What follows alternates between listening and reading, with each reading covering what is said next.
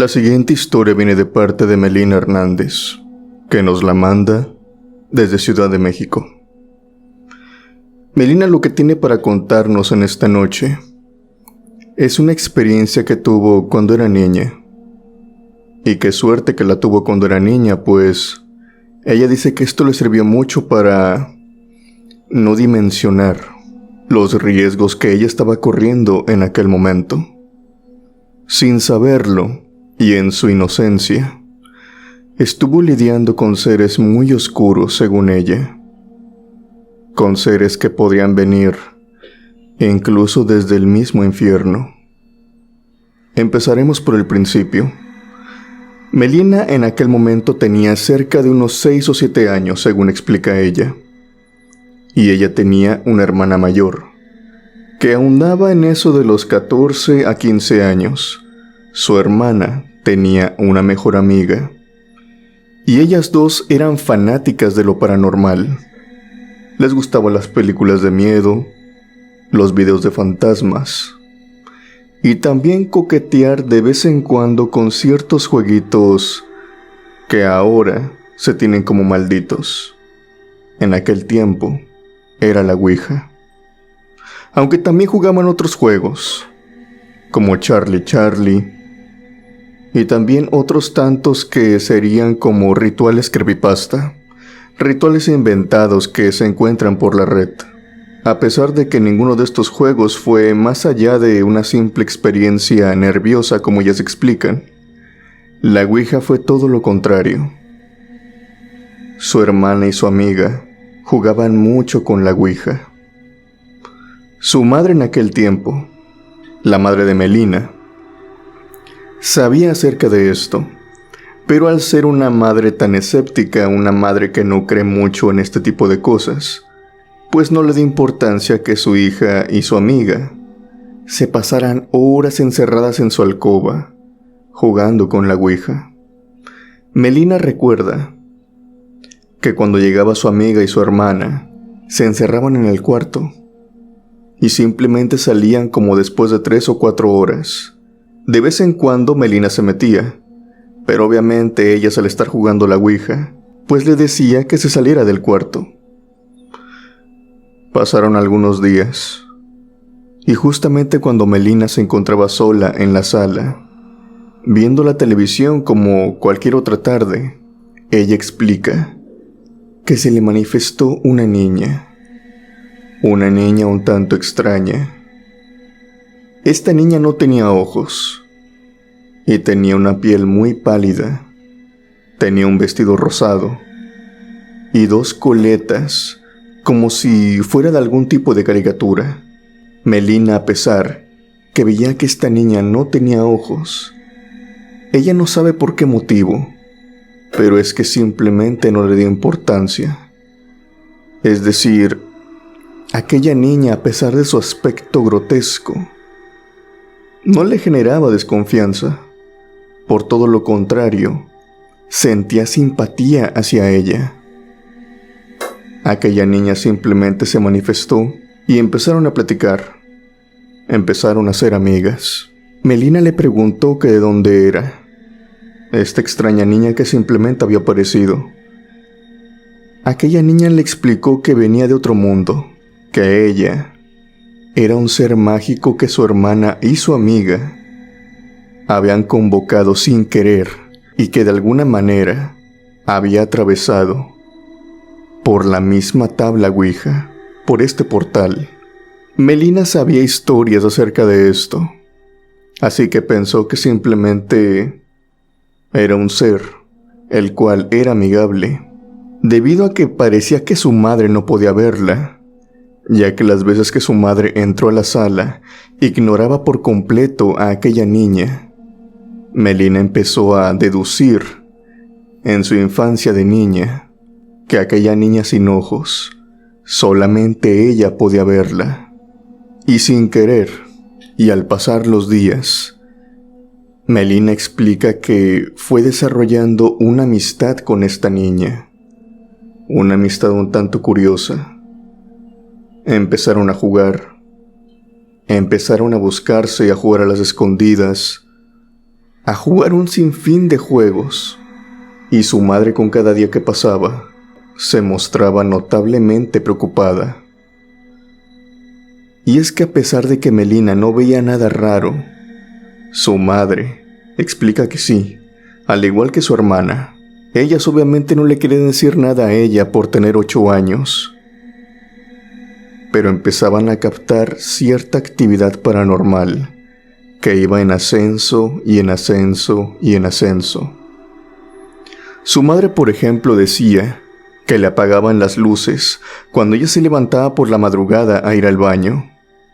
Su hermana decía que la habían empujado 2 veces por las escaleras.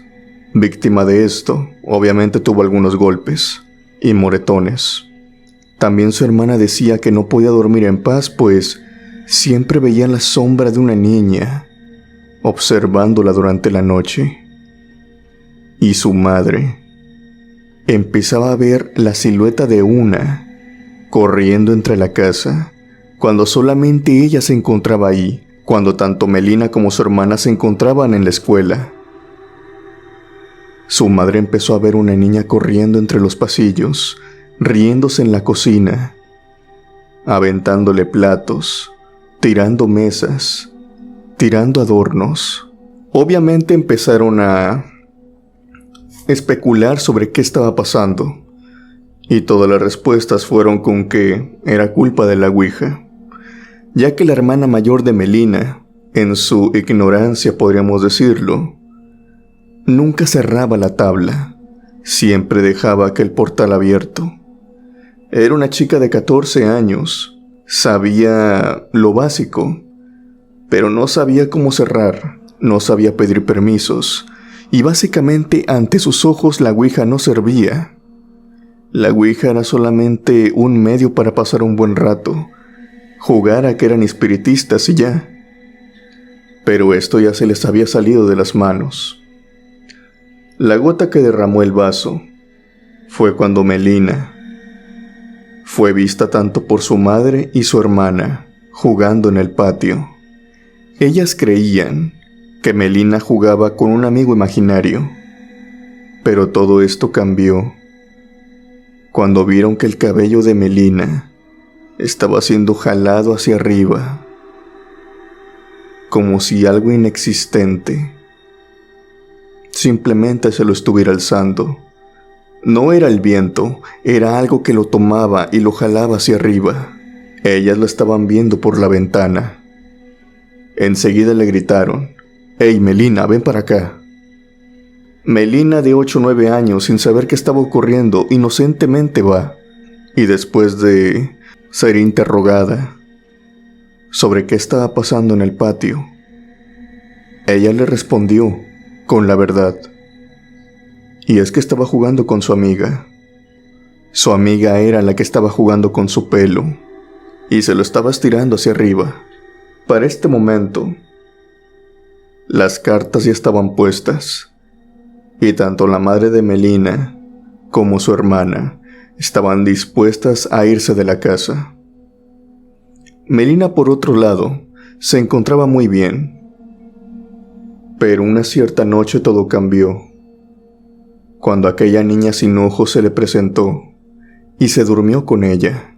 Esta no era la primera vez que lo hacían, pero sí fue la primera vez que aquella niña le dijo a Melina que toda su familia la odiaban, que lo mejor sería que se fuera con ella. Aquella extraña niña le decía a Melina que a su lado sería mucho más feliz y que su familia les estaba estorbando en encontrar aquella felicidad, que lo mejor sería que prendiera fuego a la casa, o que se deshiciera de ellos, o que se fuera con ella aquella misma noche. Pero el caso es que se tenía que apartar de su familia.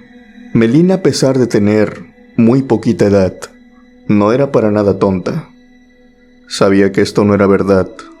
Sabía que su familia la quería muchísimo, y obviamente se opuso a esto, por lo que en aquella noche pegó un grito al ver que su supuesta amiga imaginaria la estaba forzando La estaba jalando de sus brazos y de sus piernas para que se parara y se fuera con ella. Debido a los gritos, el primero en despertarse fue su padre, el cual inmediatamente llegó y vio a su hija cómo estaba siendo jalada por el piso. Inmediatamente se detuvo, pero él pudo ver cómo una fuerza que no existía, como el aire básicamente, estaba jalando el pie de su hija. El padre era muy escéptico en este tipo de casos, y sin embargo en aquel momento tomó la decisión de llevarse a toda su familia a un hotel y quedarse ahí toda la noche. Después de 4 o 5 días de no volver a la casa, decidieron mudarse, pero ya no durmieron ahí. Aquellas 5 noches se la pasaron en aquel hotel. Hicieron el papeleo, hicieron la mudanza y quemaron la tabla. Por suerte, lo que sea que había cruzado se quedó en aquella casa, y Melina ruega todas las noches a que no se manifieste de nuevo.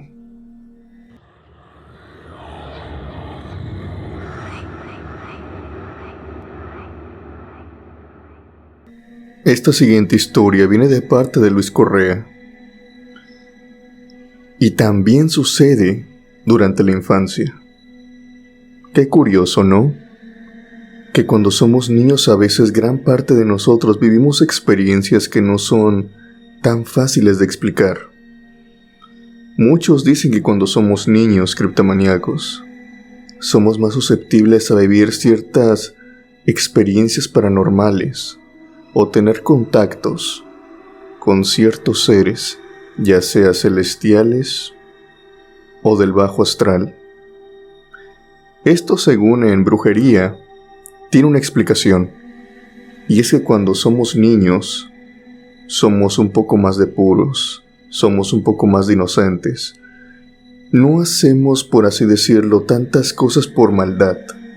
Algunas cosas sí, pero no las hacemos genuinamente con un odio, con un rencor. Y es por esto mismo que la energía que uno emana cuando es niño se dice que es muy atrayente, sobre todo para entidades malignas. Esta siguiente historia, Luis nos la dice, que le sucedió cuando era un chiquillo de aproximadamente unos 7 u 8 años. Él estaba con su grupo de amigos. En aquel tiempo eran los años 90, así que tanta restricción por parte de los padres, la verdad es que no había. Los chicos se juntaban en la calle, jugaban ahí en la calle, y se iban incluso a solares baldíos, a terrenos más lejanos todavía. Debido a que Luis y todos sus amigos vivían en un pueblo, y este pueblo, pues, la mayoría de la gente se conocía, la verdad es que no corrían peligro, y además solamente salían durante las tardes, con la luz del sol, apoyándolos. Entonces se sentían muy seguros. Todas estas reuniones siempre tenían lugar después de clases, y solamente volvían a sus casas cuando el sol se iba ocultando. En aquel tiempo Luis recuerda que se iban a jugar a 2 terrenos baldíos. Estos ahí desempeñaban varias actividades como correr, jugar a encantados, jugar fútbol e infinidad de cosas más. Pero cuando se fueron a explorar un tanto más allá, se encontraron con que había un campo de béisbol, el cual prácticamente ya nadie utilizaba. El césped había crecido, se veían las bases, se veían que en algún momento hubo gradas, pero que ya no existían. Curiosamente, estas no tenían la apariencia de ser derrumbadas por el tiempo, o tal vez por mano humana, sino más bien que éstas se encontraban calcinadas. Todas las gradas, parte de los cuartos y también las vallas se encontraban como que quemadas y obviamente inexistentes. Los chicos empezaron a ver todo y era fácil de deducir, incluso para ellos teniendo 8 años, que el campo se había dejado de utilizar porque ahí se había quemado algo, y el fuego se había extendido por todo el campo. No le prestaron más atención a esto. Fue divertido en un principio explorar todo, pero es un campo de béisbol. Rápidamente exploraron todo y vieron que no había nada más. Pero el espacio, debido a que era muy grande, era perfecto para jugar en él. Jugaron diferentes cosas. Cuando en eso, ellos notan que en su número de amigos hay uno de más. De la nada, había aparecido un niño. Este niño tenía una ropa como de béisbol y se encontraba un poco calcinada, es decir, pintada de negro, obviamente debido al humo. Luis y sus amigos se acercaron a este niño. Les estoy explicando que estos niños de los 90 no son niños para nada desconfiados. Era otra era. Era prácticamente niños más sociables y que hacían amigos con mucha facilidad. No eran muy reservados, ni tampoco un tanto cuidadosos. Así que inmediatamente que vieron a aquel niño se acercaron y empezaron a hablar con él. Al pasar de algunos 15 minutos, aquel niño se había convertido en su amigo, y juntos empezaron a jugar. Cuando habían pasado tal vez como 1 hora y media o 2 horas, de entre juego y juego, el sol ya se estaba ocultando, y los chiquillos tenían que volver con sus familias. Antes de eso, aquel extraño niño que para este momento no había dicho su nombre, invitó a todo el grupo, que eran 4 niños, a que lo acompañaran. Los quería llevar a conocer un juego, el cual se encontraba en un cuarto oscuro, que Luis, ahora haciendo memoria debido a la estructura, debido a un cierto lavabo que se encontraba afuera de este lugar, es fácil pensar que tal vez se trataba de un baño. Pero este cuarto estaba sumamente calcinado, casi pintado por completo en negro, debido a cenizas. Ahí adentro no había más que oscuridad. Y este extraño niño los invitaba a ir ahí. En un principio, obviamente, ninguno de los chicos quiso. Ninguno se quería meter ahí, aparte de que olía muy feo. No le hallaban razón, era un cuarto simplemente. Pero aquel niño estaba muy pero muy insistente en querer invitarlos, en querer llevarlos allá adentro. Pero a final de cuentas no lo consiguió. Luis cuenta que en aquella ocasión regresó a su casa. Para este momento ya era de noche. Y recuerda muy bien que aquella noche, antes de irse a dormir, pudo ver a aquel niño viéndolo por la ventana, desde la calle. A Luis esto lo aterró un poco, y al día siguiente se lo comentó a sus amigos. Curiosamente, todos decían lo mismo. Decían haber visto a aquel niño observándolos, unos cuando estaban cenando, otros cuando ya se estaban acostando. Para este momento, tenían muy en cuenta de que aquel niño no era humano. Por lo tanto, aquella reunión que se hacía todas las tardes, decidieron que lo más prudente no era ir al campo de béisbol, que lo más prudente era quedarse en una casa, jugar ahí en un patio. Increíble, son niños, pero no son nada tontos.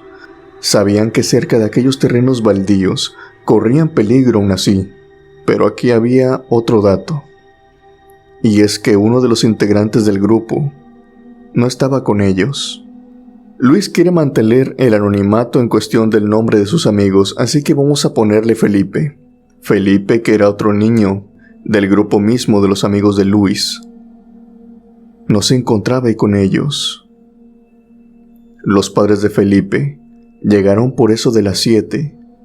Decían que su hijo había desaparecido.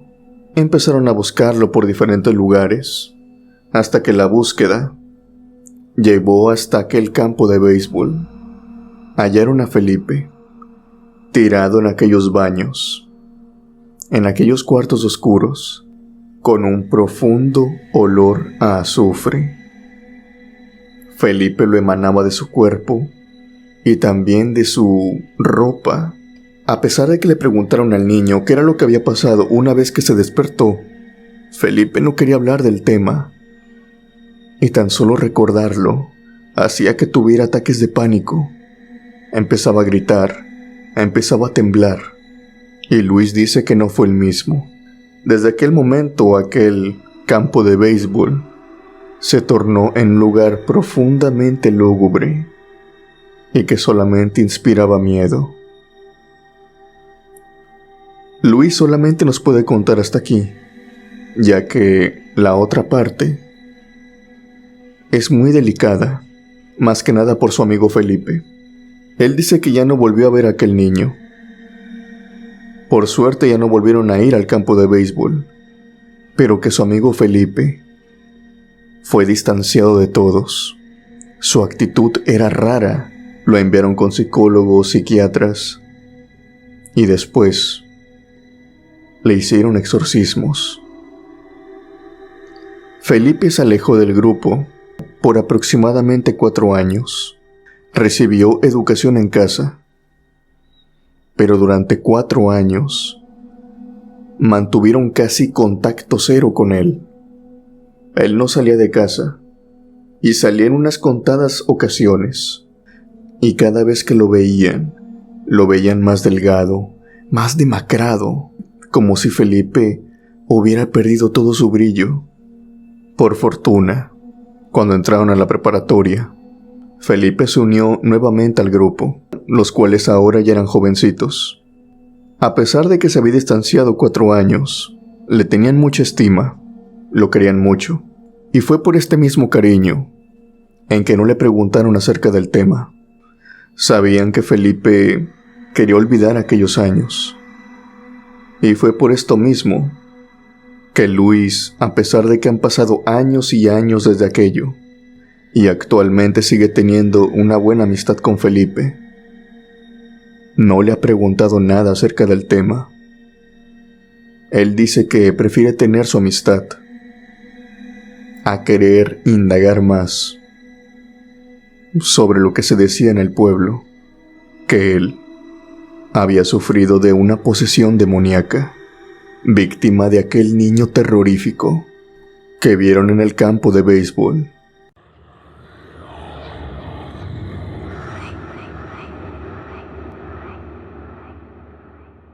Este siguiente relato viene de Sofía Elizondo. Sofía nos comparte esto desde el punto de vista de uno de sus novios. Anteriormente estuvo con este chico, el cual su relación duró algunos años. Hace aproximadamente 2 años le sucedió esto. Este chico era repartidor, llevaba comida a domicilio, y como una de tantas noches le tocaba hacer aquella pesada jornada de ir a dejar cada comida correspondiente a un domicilio. Como ya es costumbre entre los repartidores, llevan varios pedidos en un solo viaje. Esto debido para agilizar más que nada su trabajo y los pedidos que no se le acumulen, ya que hay ciertas noches en las que el trabajo está muy movido y también muy pesado. Su novio, de nombre Héctor, había llegado hasta un domicilio el cual le despertaba cierta desconfianza, más que nada porque el vecindario se veía muy pero muy abandonado. Había algunas casas ahí, pero la gran mayoría de estas se encontraban en un estado muy deplorable. Véase sin puertas, sin ventanas, sin protecciones, con el césped todo largo, con grafitis, con basura, y también se dejaba ver que había ciertas pandillas de malvivientes teniendo sus reuniones en algunas de aquellas casas. Héctor, como ya era su costumbre, decidió dejar el paquete rápido. Al mal tiempo, buena cara, y él pensaba también que si entre más rápido dejaba su pedido, más rápido salía de aquella colonia, a lo cual pues tenía razón. Llegó hasta una casa la cual se encontraba en unas pésimas pero pésimas condiciones. Parecía, al igual que las otras, completamente abandonada. Pero antes de irse, tenía que hacer el intento de, pues, ir y tocar. Tratar de contactar con el dueño. Tal vez era una persona de bajos recursos. Así que se bajó de su motocicleta, caminó hasta aquella casa, tocó el timbre que, para nada sorpresa, no servía, así que procedió a golpear la puerta. La golpeó algunas veces, y estuvo ahí parado cerca de algunos 5 minutos, que fue bastante tiempo, él dice. Y en ese transcurso de aquellos minutos, él nota algo raro. Él nota que en la casa de enfrente, que se nota que está en las mismas circunstancias, hay ciertas siluetas que lo están observando. Aquella casa no tiene ventanas ni tiene puerta, y como ya es de noche, eran aproximadamente las 12, él puede ver por la luz de la luna que algo allí enfrente se mueve. Él está siendo observado por alguien más de la casa de enfrente. Para él esto es suficiente, así que toma una decisión de irse lo más pronto de ahí. Pero justamente cuando ya se está dando la media vuelta para irse, la puerta se abre levemente, haciendo un rechinido. Por la rendija de esta se muestra a una anciana, una abuelita, la cual le pregunta: joven, ¿qué se le ofrece? Héctor, algo confundido, pero también algo apurado para salir de aquel lugar, le dice que trae su pedido y que si tiene el dinero.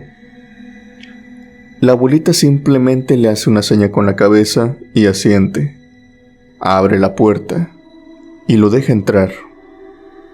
Héctor, al ver que es una ancianita y ver que está completamente sola, pues no le ve peligro. Héctor entra y pone la bolsa junto con toda la comida enfrente de una mesa pequeña de madera. Héctor en ese entonces nota que aquella abuelita puede que tenga una situación algo precaria, ya que su casa no está iluminada con luz eléctrica. Su casa está iluminada solamente con veladoras, y que toda esta se encuentra en unas pésimas condiciones. Hay polvo, hay telarañas en cada uno de los muebles y también electrodomésticos, incluso en la televisión. La abuelita le dice que espere un minuto. Ella se va y empieza a mover cajones, empieza a mover el armario y de resto otras cosas. Pero al ver a Héctor que se tarda mucho y él está algo apresurado por irse, le dice que si la puede ayudar en algo. Ella le dice que está algo confundida, pero que no encuentra el dinero, pero que va a revisar uno de sus cajones que está encima del armario. Héctor, al querer agilizar las cosas y al ver que la señora pues no parece ser una persona pues de mala actitud, no una persona que fuera una delincuente, sino se nota que es una ancianita bastante humilde. Se nota que es una persona que es de buen corazón. Esto se nota. Héctor le dice que necesita entregar otros pedidos, que si puede en ese tiempo, pues se encuentra el dinero, y él volvería dentro de unos 10 o 15 minutos. La anciana asenta con la cabeza, le esboza una sonrisa a Héctor, y le dice gracias. Héctor sale de aquella casa, se va completamente apurado con su motocicleta, y justo cuando la enciende y se pone en marcha, ve que de la casa de enfrente, de donde había visto ciertas siluetas observándolo, salen unos adolescentes, como unos niños de 14 o 15 años, que solamente se le quedan viendo, con cara de asombro. Héctor no le presta mayor importancia y se va. Seguramente es una pandilla de niños que solamente les gusta andar ocasionando problemas. Él continúa con todos sus trayectos, dejando sus demás pedidos, y al cabo de 15 minutos regresa. Una vez que regresa, toca la puerta de aquella señora, pero ahora ya nadie le abre. Toca y toca y toca la puerta, y adentro parece que no hay ruido. Parece que la señora o se durmió o se había ido. Entonces en ese momento, algo desesperado, se da la media vuelta, rodea la casa y empieza a golpear por las ventanas. Claro, él no se podía regresar sin el dinero, o mínimamente con la comida. Obviamente, el restaurante no puede perder, y eso se lo iban a descontar a él. Mientras estaba haciendo todo aquel relajo, gritando, golpeando las ventanas, aquella pandilla de chiquillos se le acerca y se le acerca. Y con mucha timidez uno de ellos le pregunta: «Oiga, señor, ¿qué está haciendo?». Héctor le responde que había dejado una comida ahí con una abuela, y que ahora o no le quería pagar o simplemente lo ignoraba. Los niños le respondieron algo que a Héctor lo dejó rotundamente frío, y también con un cierto temor a aquella casa. Los chicos le dijeron que en aquella casa no vivía nadie, y que ellos también se sorprendieron, pues, como era una pandilla de adolescentes, una pandilla de pubertos, a ellos les gustaba hacer bromas a los repartidores, y que en aquella noche le habían hecho una a él, o no técnicamente a él, sino solamente al restaurante. Habían pedido comida, y le habían dado una dirección, pues en una casa donde no había nadie, solamente para espantarlos. Extrañamente se sorprendieron cuando Héctor entró a la casa y dejó la comida. Se suponía que aquella casa tenía llave y nadie podía entrar.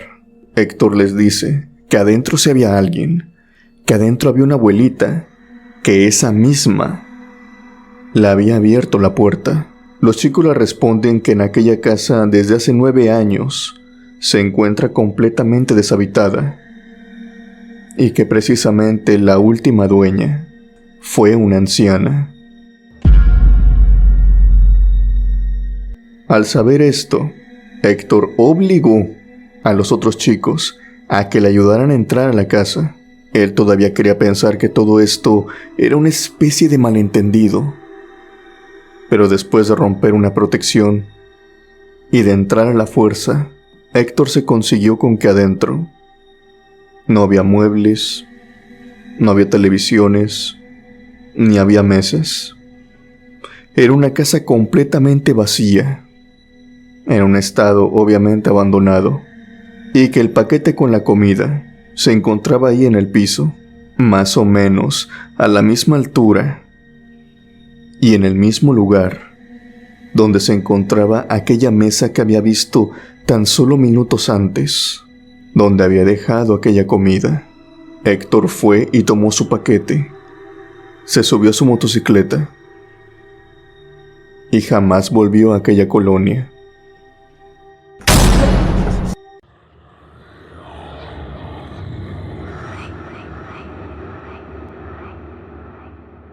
Criptomaníacos, la siguiente historia creo que es una que tanto a mí como a muchos otros están mucho más nerviosos de que les pase, ya que prácticamente es algo que puede pasar en cualquier momento. Una confusión, llegar a una casa en la cual no eres bienvenido, o simplemente que te confundan con un delincuente. Ha pasado, e incluso se pierden vidas inocentes por ello.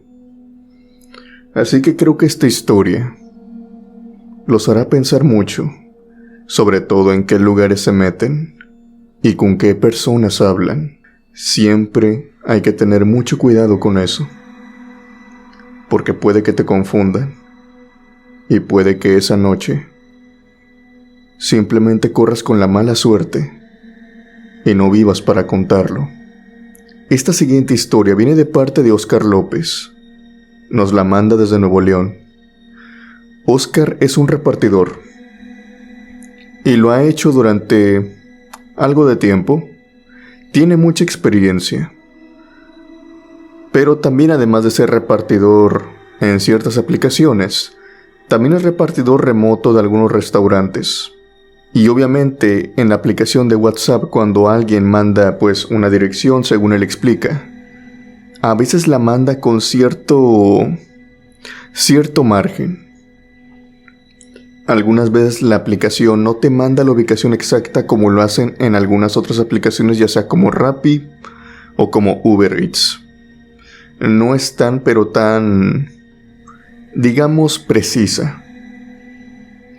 Él recuerda que en aquella ocasión le tocó trabajar con una taquería. Aquella taquería había recibido una llamada a un pedido y la persona que se estaba comunicando por WhatsApp les mandó la ubicación, generada obviamente por Google Maps.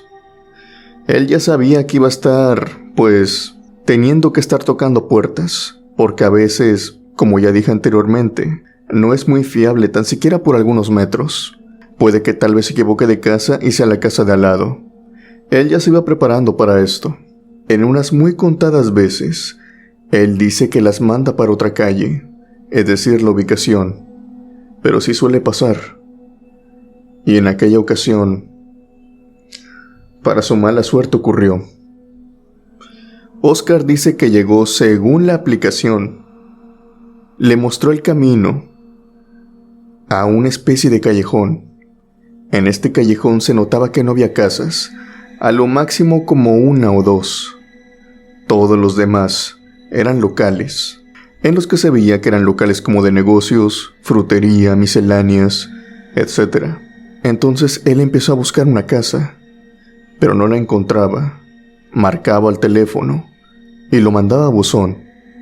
Estaba desesperado, y la casa que más se encontraba cerca de la ubicación era una que se encontraba a 2 locales de distancia. Él pensó que era ahí. Fue hacia esta casa, desmontado de su moto, empujándola, y se encontró con que en el segundo piso, que había unos barrotes y tenía una luz encendida, se encontraba la silueta de una chica. Esta chica dice que tendría como aproximadamente algunos 15 o 16 años. Por lo tanto, le habló enseguida. «Oye, muchacha, aquí pidieron una orden». La muchacha en ese momento, que Oscar dice que se encontraba llorando, lo vio y enseguida le pidió ayuda. A Oscar esto lo sacó un poco de sí, pero la chica estiraba la mano y le decía que la ayudara, que por favor la sacara de ahí, que quería salirse. Oscar, obviamente confundido, le dice: «Niña, yo no vine a sacarte, o sea, yo solamente estoy perdido por un pedido que tengo». Pero la niña gritaba, y cada vez lo hacía con más fuerza: «Por favor, sácame, por favor, sácame, no me dejes aquí». Y es en ese momento que suena una puerta del primer piso y salió un hombre de aproximadamente unos 40 años, enojado y con un rifle cargado en sus 2 manos. Sin mediar palabra, incluso antes de gritarle a Oscar cualquier cosa, él le apuntó con el rifle y le dijo que quién era, que por qué venía por su hija. La niña inmediatamente empezó a gritar y empezó a llorar, y le imploraba a quien se trataba de su padre que dejara al chico, que dejara a Oscar. Oscar obviamente estaba aún más confundido. Él solamente había llevado un pedido y ahora resulta que tenía un rifle apuntándole en la cabeza. Él simplemente se arrodilló, pidió perdón, quién sabe por qué, y le empezó a decir que no venía por nadie. Y notaba que el hombre, aquel señor de 40 años, estaba muy nervioso, y eso hacía que Oscar se pusiera más nervioso, porque el otro hombre se notaba que le temblaban las manos cargando el rifle, y notaba que su dedo estaba en el gatillo de este. En cualquier momento pudo haber tirado. Gracias a todo el alboroto y a que Oscar estaba gritando diciendo que por favor lo dejara ir, los vecinos de la calle de atrás salieron, dieron la vuelta corriendo y llegaron hasta aquella casa. Le gritaron por el nombre al señor, pero Oscar dice que no recuerda el nombre, pero recuerda que sí le gritaron. El señor desencañonó a Oscar y se metió a su casa enfurecido. Su hija para este momento ya había desaparecido de la ventana. Los vecinos que habían ido por él, que rescataron a Oscar de esto, eran los que habían pedido la comida, y que ellos tenían el mal presentimiento debido a que Oscar ya se había tardado, que se había ido para la calle de atrás, aquel callejón que estaba casi por completo a oscuras. Casi nadie vivía allí. Estas chicas le explicaron a Oscar que en aquella casa vivía un hombre que, pues, era un celoso con su hija. Celoso, ya casi rayando en absolutamente locura. No toleraba que nadie se le acercara a su hija y la tenía prácticamente, pues, encarcelada en su casa. La chica no podía hablar con nadie, ni mucho menos con los hombres. Y cada persona que se acercaba ahí y fuera hombre, aquel vecino loco salía con un rifle para espantarlo, y más si se trataba de un chico joven. Oscar dice que aquella historia, o más bien aquella familia, no terminó del todo bien. Después de algunas semanas, se enteró que la chica se terminó yendo con su madre, debido a que su padre fue arrestado, y esto porque le soltó un tiro a uno de los veladores de la colonia, confundiéndolo con un supuesto hombre que quería estar con su hija, cosa que no era cierto. Como siempre, este señor confundió las cosas, pero afortunadamente, dice Oscar, aquella jovencita ya no se encuentra en aquella casa, y aquel hombre loco con un arma finalmente está tras las rejas. Dime, criptomaníaco, esta historia puede que no tenga fantasmas, ni duendes, ni brujas, pero dime, ¿a ti no te daría miedo encontrarte en plena noche con un loco y que éste estuviera armado? Algo sin duda para qué pensar.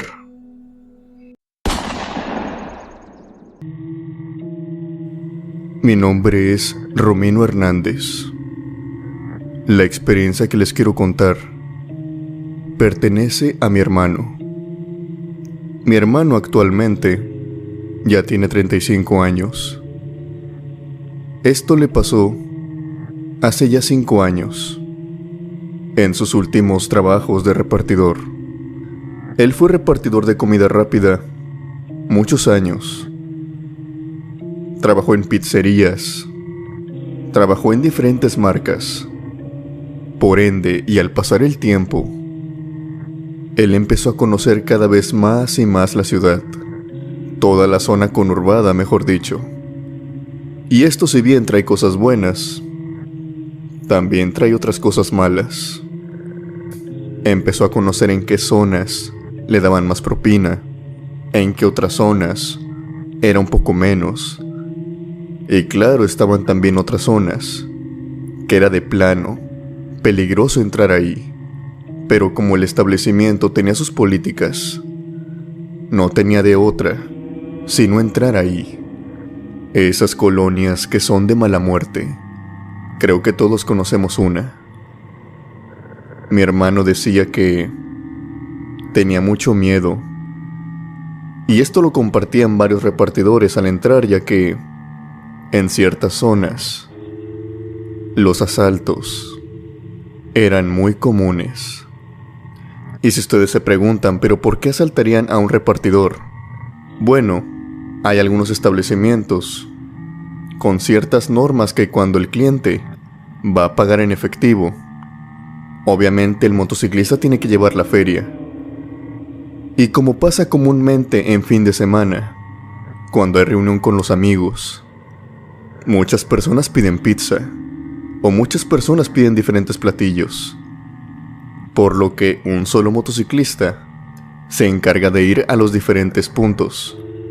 Por lo tanto, si todas esas personas pagaban en efectivo, el motociclista traía un buen dinero. Por lo tanto, acudir a estas zonas, a estas colonias, en fin de semana, era peligroso. Pero para la mala suerte de mi hermano, le tocó un pedido que tenía que llevar a esta zona.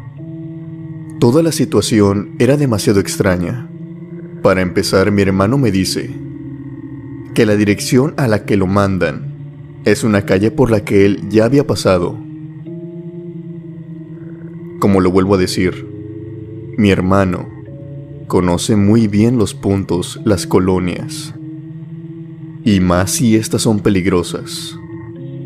Y él recordaba perfectamente que ahí, si bien habían unas 2 o 3 familias, a lo largo de algunas 3 cuadras, 3 manzanas, la mayoría de estas casas están deshabitadas.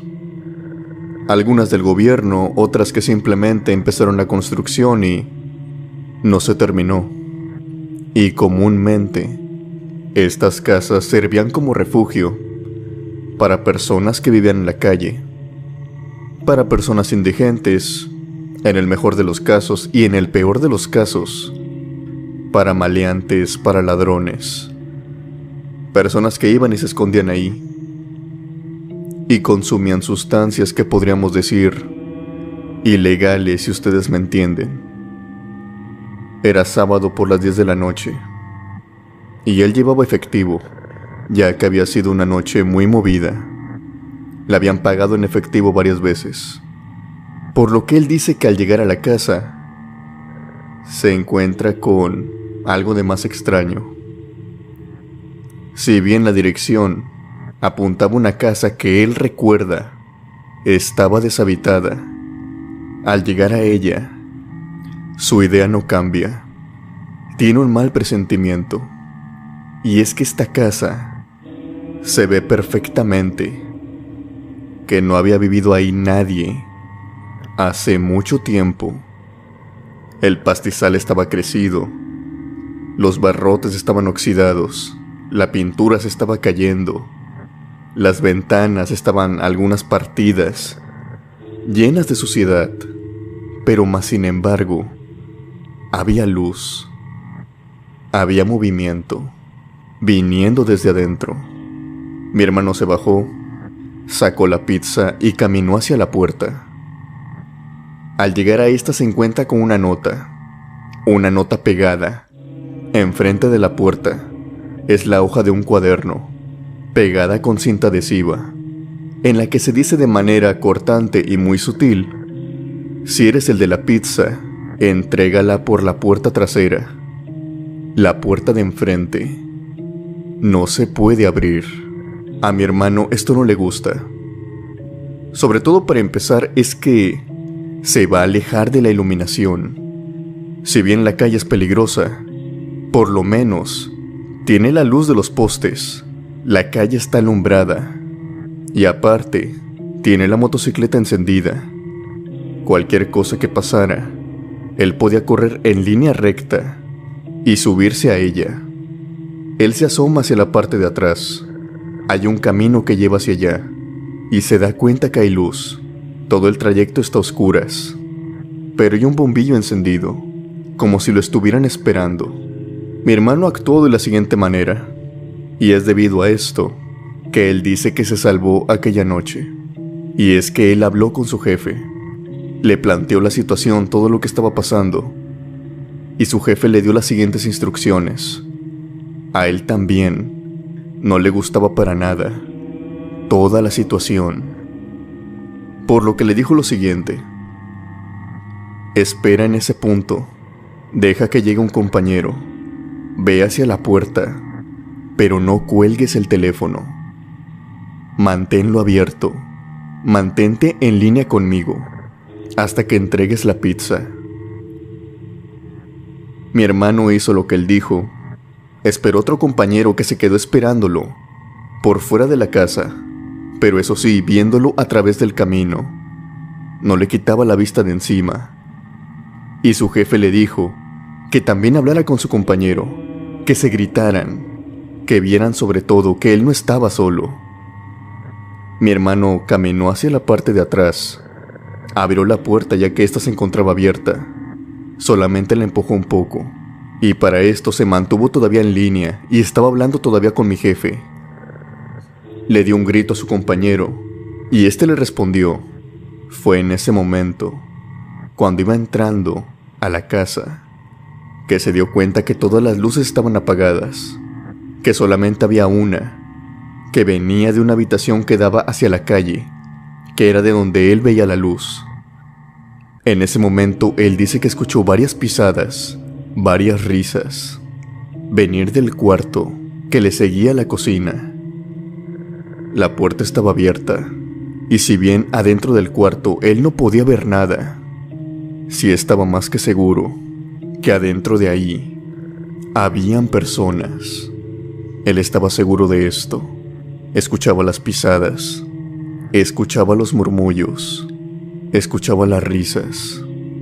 Pero si bien todo esto pintaba mal, estas personas se dieron cuenta que mi hermano no estaba solo. No solamente tenía a alguien al teléfono, sino que también tenía a alguien más esperándolo afuera. Dice que de la nada, de por debajo de las escaleras, salió un hombre alto, como de 1,90. En su rostro se podía ver enojo, irritado. Estaba enojado con mi hermano, y de forma muy abrupta, casi como sacándolo de la casa, le dijo que se fuera, que no tenía dinero y que no iba a pagar la pizza, que se fuera inmediatamente. Este hombre estaba muy enojado. También las otras personas, que antes intentaban ocultarse en el cuarto, ahora libremente estaban hablando, también furiosos con mi hermano, diciéndole que se largara. Él recuerda que cuando iba saliendo, vio que aproximadamente algunas 6 o 7 personas, hasta ese momento que él vio, salieron del cuarto, y enseguida le azotaron la puerta. Casi que en la cara se la azotaron. Algo aliviado, y también muy aterrado, volvió a la motocicleta. Pasaron nota de lo que había pasado, y no era necesario que él se comunicara, ya que el jefe había escuchado todo, sin que ellos lo supieran. A él lo tenía en altavoz. Por lo tanto, la bocina del teléfono captó cada ruido que había. Si bien esta historia fue aterradora para mi hermano, resultó que cada movimiento que él hizo salió muy bien aquella noche, porque a la noche siguiente, por medio de páginas de Facebook, se dieron cuenta que a la misma dirección que él había acudido, había ocurrido un crimen. Tan solo minutos después, otro repartidor de otra línea de pizzerías había ido a este mismo domicilio, minutos después de que mi hermano se hubiera ido. Este repartidor era más joven y notablemente más inexperto. Él había acudido a este mismo domicilio, pero la única diferencia es que él sí había seguido los pasos que la hoja de papel le daba. Él no llamó a nadie, no alertó a nadie.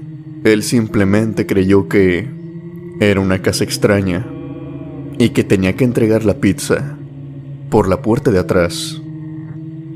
Tan pronto este repartidor abrió la puerta, fue asaltado. Le quitaron todo el dinero que traía. Lo dejaron en muy mal estado, notablemente herido. Las personas salieron huyendo de la casa, dejándolo tirado en el piso. En este grupo contaban la historia de este joven, la misma historia que le había sucedido a mi hermano, pero con un final distinto.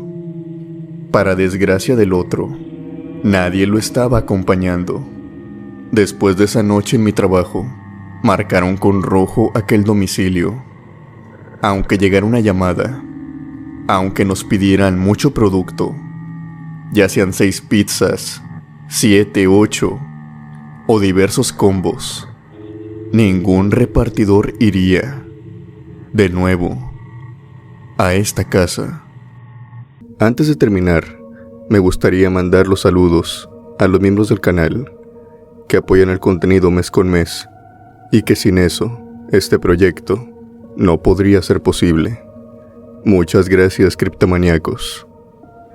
No olvides que si el video te gustó, me apoyarías mucho dando un like, compartiéndolo y comentando abajo.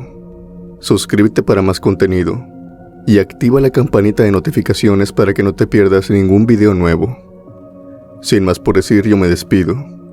Mi nombre es Alex. Les deseo buenas noches y unas aterradoras pesadillas.